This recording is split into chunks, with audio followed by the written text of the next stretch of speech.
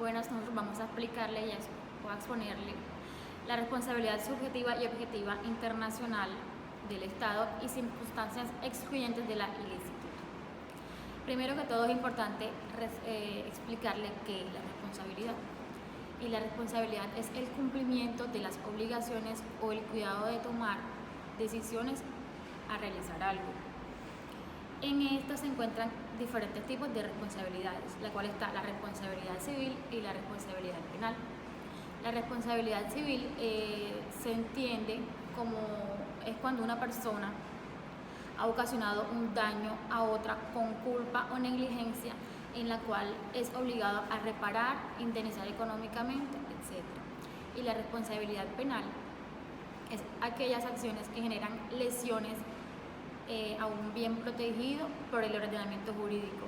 Por ejemplo, está la vida, la libertad y el honor. Responsabilidad internacional.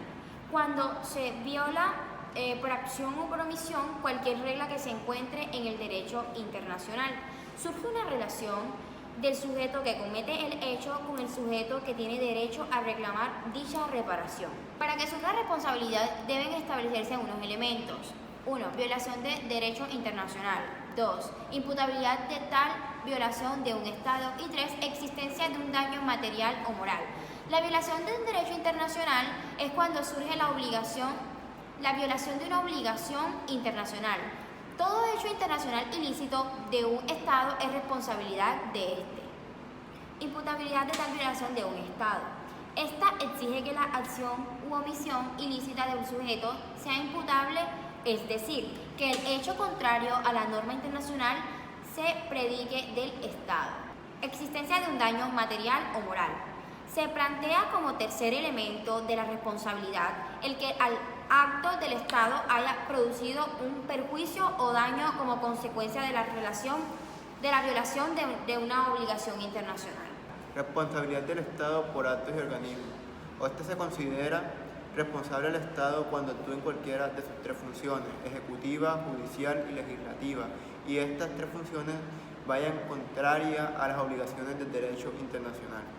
Responsabilidad del Estado por órganos judiciales.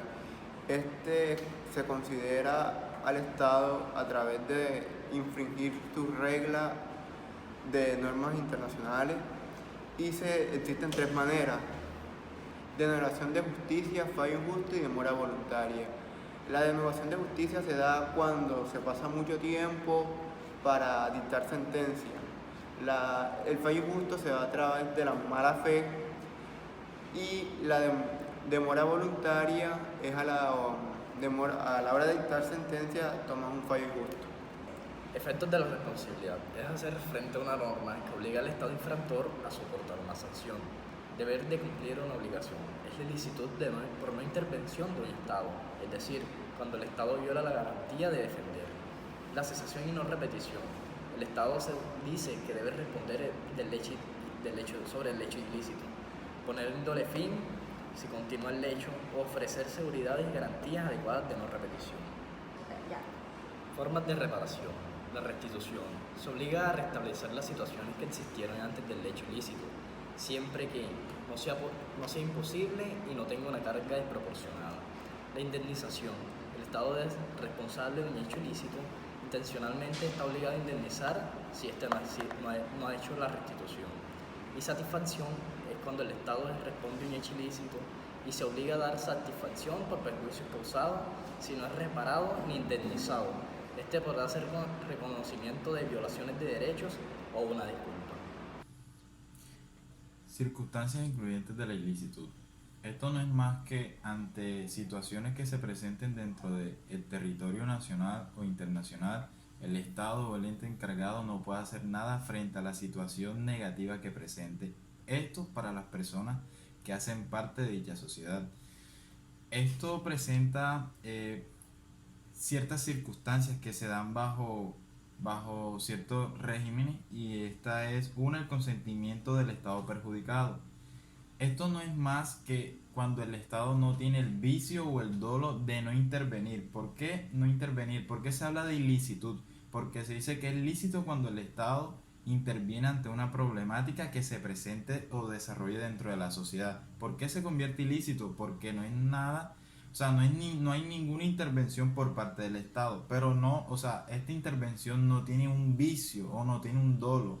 ¿En qué sentido? Que no es algo premeditado, no es algo intencional, es nada más porque simple y llanamente se le escapa de las manos al Estado hacer una intervención, y lo vemos muy claro en la otra característica, que es la fuerza mayor. ¿Por qué fuerza mayor? Porque es que, un ejemplo, una catástrofe natural, o sea, cómo el Estado o cómo los entes encargados impiden una catástrofe natural.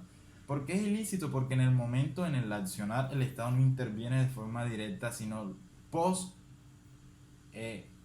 en caso de conflicto, post conflicto, en caso de catástrofe, post catástrofe, porque la intervención activa del Estado pasa a ser luego de ya ocurridas ciertas catástrofes. Algo muy similar son los casos de peligro extremo. Aquí los tsunamis, los terremotos, se habla de ilicitud porque es que la responsabilidad del Estado, siendo lícito, es intervenir para prevenir y evitar dichos errores o catástrofes. ¿Por qué es ilícito? Porque el Estado no hace nada, pero en el caso de los casos de peligro extremo, el Estado, las personas encargadas, los responsables frente a esto, no tienen otras alternativas que esperar a que se desarrollen los problemas para después intervenir. Bueno, ya ellos intervienen bajo ciertas reglas, ciertos regímenes que de cierta forma contribuyen a subsanar lo que ocurre. Otra característica es el estado de necesidad. Se conoce que en el estado de necesidad, por un lapso de tiempo, se suspenden lo que son los derechos humanos y los derechos internacionales, porque el Estado en ese momento presenta un plus en el que el Estado no puede garantizarle derecho a todas las personas por la situación en la que se encuentra. En esto consiste el estado de ilicitud. ¿Por qué ilicitud? Porque el Estado no interviene de forma directa en el momento en que se presentan las problemáticas.